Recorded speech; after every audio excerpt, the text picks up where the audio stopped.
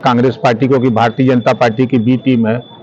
Congress party ने कहा कि समाजवादी पार्टी बी टीम है और अखिलेश जी ने ही बयान दिया था कि कांग्रेस बहुत चालू पार्टी है, इसको वोट मत देना। जब हमको धोखा दे दिया तो फिर आप लोगों को धोखा देते देर नहीं लगेगी। अखिलेश जी के बयान है, मेरे बयान नहीं। अब प्रोफेसर राम गोपाल जी के बयान आप लोग चला रहे हैं, देख रहे हैं। उन्होंने कहा कि ये 3 राज्यों की जीत का सबसे बड़ा श्रेय मोदी जी का जादू है, तो वो जादू के सामने ये लोग कहाँ टिकेंगे, वही लोग बोल रहे हैं। तो देखिए, हम जानते हैं, इन लोगों के साथ रहे हैं ना।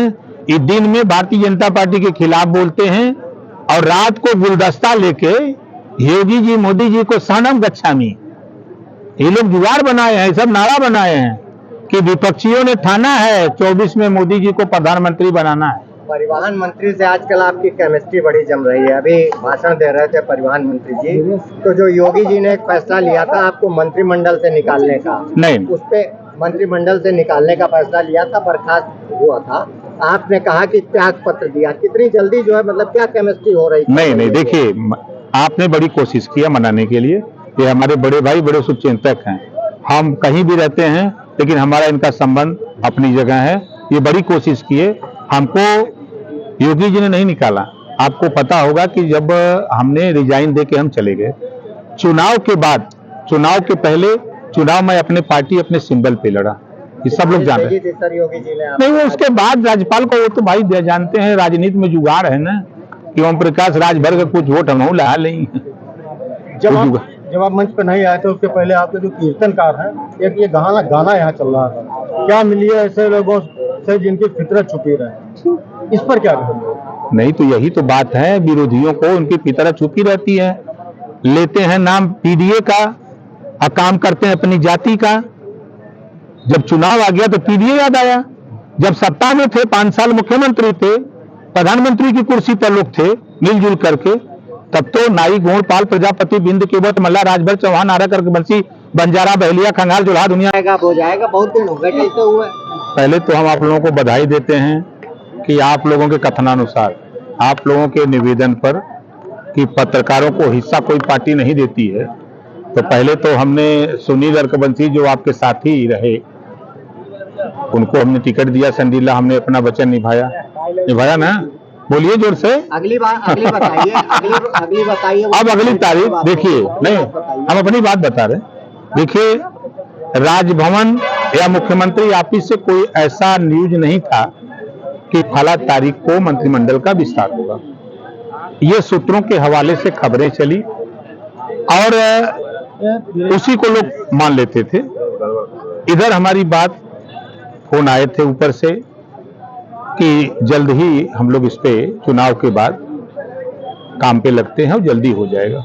आज मुख्यमंत्री जी दिल्ली गए, क्या इसी सिलसिले में गए हैं? क्या संकेत क्या मिल रहा है प्राथमिक? अब आप समझ सकते हैं बेहतर।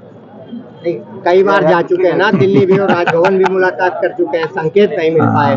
न जल्दी जो संकेत मिलेगा हम आप लोगों को जरूर बताएंगे। तारीख बता दीजिए। नहीं, अभी तारीख नहीं बताएंगे, हम भी जल्दी दिल्ली जाने वाले हैं, तो लौटते हैं तो तारीख बता देंगे। मंत्री पद कब मिल रहा है आपको? मंत्री जी तो खुद बैठे हैं। आप बताइए आपको कब मिलेगा? जिस दिन विस्तार होगा उस दिन सरकार में शामिल हो जाएंगे। जातिगत जनगणना की बात जो है, जातिगत जनगणना पर विपक्ष ने पूरा जो है सवाल खड़ा किया और चुनाव लड़े, सफलता नहीं मिली। अब क्या नया ट्रेंड क्या आएगा? देखिए, जनता विकास चाहती है, गरीब कमजोर लोग अपना हिस्सा चाहते हैं। उस बात को देश के प्रधानमंत्री माननीय नरेंद्र मोदी जी, उत्तर प्रदेश के मुख्यमंत्री माननीय योगी आदित्यनाथ जी के नेतृत्व में आप उठा के देखिए कि चाहे किसान सम्मान निधि हो, सीधे खाते में जा रहे, बीच से बिचौलिया गायब। जो आयुष्मान कार्ड जो गरीबों के 5 लाख रुपया इलाज के लिए, वो सीधे उनके यहाँ खाते में जा रहा है इलाज के लिए। उसके बाद जो गरीबों को राशन की मामला है, वो सीधे उनके यहाँ तक पहुंच रहा है। अब रही बात लॉ एंड ऑर्डर की, बड़ा आरोप सपा के लोग लगा रहे हैं, कांग्रेस के लोग भी बोल रहे हैं, बसपा के लोग। जब कांग्रेस और सपा की सरकारें थी तो हमसे बेहतर आप लोग जानते हैं कि यहाँ दंगे होते थे, यूपी में कर्फ्यू लगते थे। सवाल सर जातिगत जनगणना, मैं तो कह रहा हूँ, जातिवाद जनगणना ने वो स्थिति पहुंचा दिया कि विपक्षियों की 3 बार मीटिंग हुई, तीन बार बैठक हुई और 3 तारीख को 3 राज्य गायब हो गया। उनका जातिवाद जनगणना उन्हीं के घर में चला गया। जनता जागरूक हो चुकी, जनता ये समझ गई है कि ये सिर्फ वोट लेने के लिए हम लोगों को गुमराह करने की साजिश के तहत ये लोग काम कर रहे हैं। जब ये सत्ता में थे, जब कांग्रेस की, सपा की और बसपा की मिलीजुली गवर्नमेंट देश में थी, तो ये लोग क्यों नहीं जातिगत जनगणना कराए?